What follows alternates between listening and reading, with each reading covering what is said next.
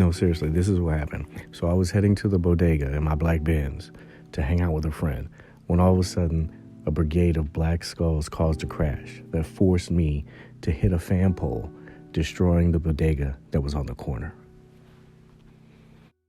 My name is Paige, and welcome to the Mez Weekly, episode 18. So this week was jam-packed, so to save you a little bit of time and to give me some time to open some stuff that's been sitting on my floor for probably about a week now, let's just jump right into this.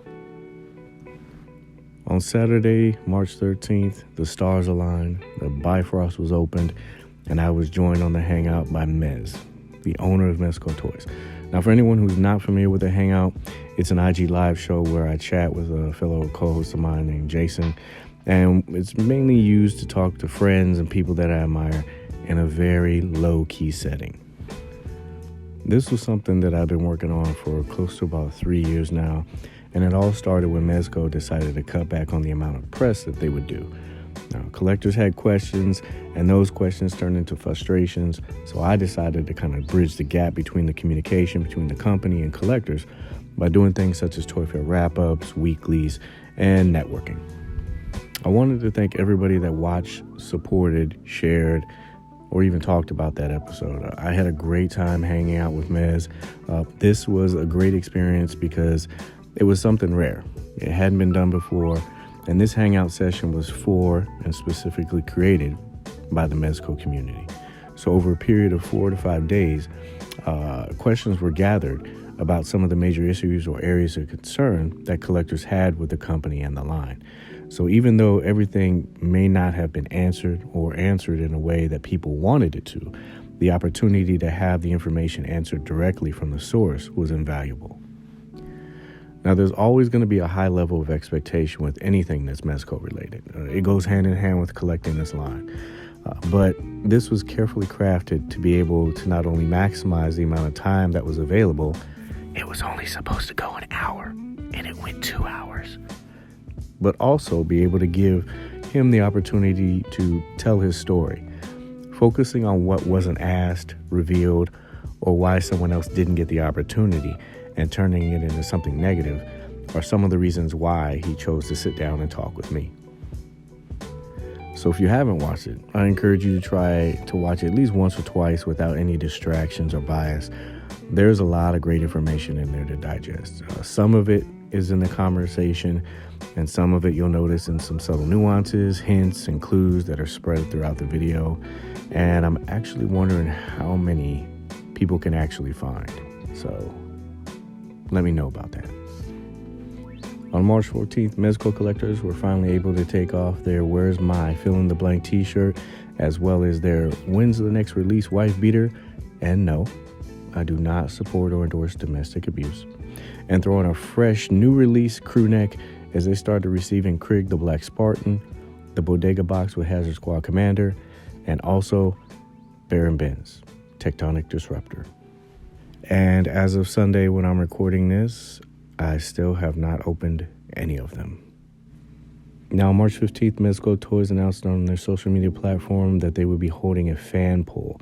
This is the first one for the 112 collective line, I believe, and this gives collectors a chance to choose which member of the Hazard Squad they'd like to see next. Current member selection is Ulysses Clamp McGuffin, Dip Doms, I really feel like I'm mispronouncing that one, and Death Adder. Current standings have Death Adder in the lead with 49.1% over Dip Doms, which is at 43%, and limping to the finish line is Ulysses at 7%. Ooh, ouch. No, I initially voted for Death Adder, and after thinking about it for a little bit, with the Stealth Suit Gomez, Netflix Punisher, and the recent release Black Skull's Death Brigade, I think I'm swaying a little bit more to more unique looking characters. That would be a better choice. So I am pulling for you, Ulysses Clamp McGuffin. You have my vote. We also got a tease for Mezco's hat toss into the G.I. Joe franchise with the pre-order for Destro. That was going to go up on March 16th. Now, a lot of speculation was generated about its release window, what it would come with, pricing, and if it was going to be an exclusive.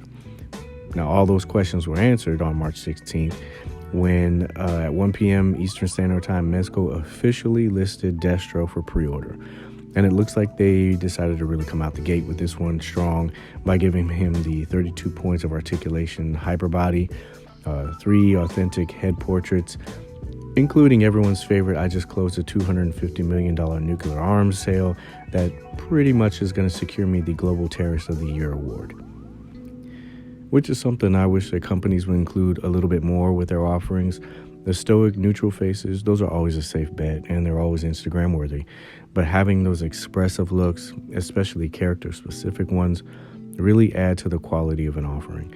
And if you're looking for ways to kind of boost your sales or guarantee sales with variants, adding those little subtle touches, they always help.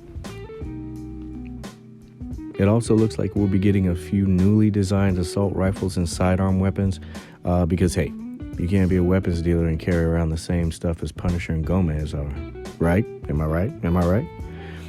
Bonus breakdown fact, the magazines for these guns are currently advertised. They are removable. We will also be getting a new blaster weapons effect, and hopefully these will be cross-character compatible. Now, this will all come wrapped up in the Mezco collector-friendly box designed with the collector in mind. Psst, Mezco. Please use MDX box packaging. Wink, wink. And on March 18th, the moment that everyone has been waiting for, the drop of drops, the Black Skull's Death Brigade went up for pre-order, and I was not able to get it. Hashtag Mezco, please fulfill my waitlist order for the Black Skull's Death Brigade. Now, the snag that I had was placing 4 skulls, which was the max per customer, and checking out thinking that the price would be adjusted at checkout. Now, instead, I got an error message that kept displaying in red saying, you must add 3 skulls to the cart to use this code, which is kind of confusing. Now, in hindsight, adding 3 skulls, putting in the code, and then auto-applying it to the cart makes sense. But this is coming from a point of view where you're trying to not only redo the order, you're trying to grab the item, check out, go through the PayPal process, and finalize again while going through this go experience. It's a lot to process all at once. I will say one thing. It was good to see that Mezco followed through with their promise to offset the balance of the cost of some of the con exclusive boxes that they've been producing. I've done pricing breakdowns before in the past, but giving a figure that's valued at $85, unless you're going by the aftermarket pricing, shame on you guys, then this more than covers the difference of any of those price points. The snag is that many collectors didn't realize that this was kind of like the end game, so to speak, with these boxes. Some also feel that this was more of a forced bundling in the past, where they just didn't have the ability to either cover the cost or the total amount or additional cost that it would take for them to be shipped to some place like a different country. So it's a very delicate balance that has to be struck, especially when purchasing the line. I'll step on the soapbox again and say that this is one of the benefits of joining and networking in a group. Collecting buddies help. It may not guarantee or solve the issue, but honestly, it helps out so much. Now, there were a lot of people that missed out on this and immediately jumped on the wait list. So hopefully this pre-order is kind of like a litmus test for Mezco in regards to what he talked about on the Hangout, where he said that if the numbers did show that there was the demand, that he would try to open it back up and try to fulfill some of those orders. I did notice a bunch of members saying that they received waitlist cancellation emails. These are most likely the unable to process and the people that did multiple duplicate orders. Shame on you, bag boys and girls.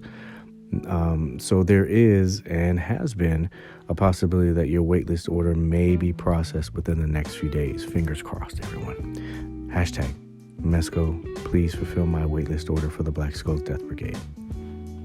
And that will wrap up episode 18 of the Mez Weekly. I wanted to thank everyone again for the show's support and the interest for not only the Hangout, but the weeklies. This week was jam-packed with releases, news, and pre-orders. Hopefully everyone is keeping up with making decisions that will fit with what you're trying to do with your collections. As always, share your positivity and kindness with your favorite content creators and artists.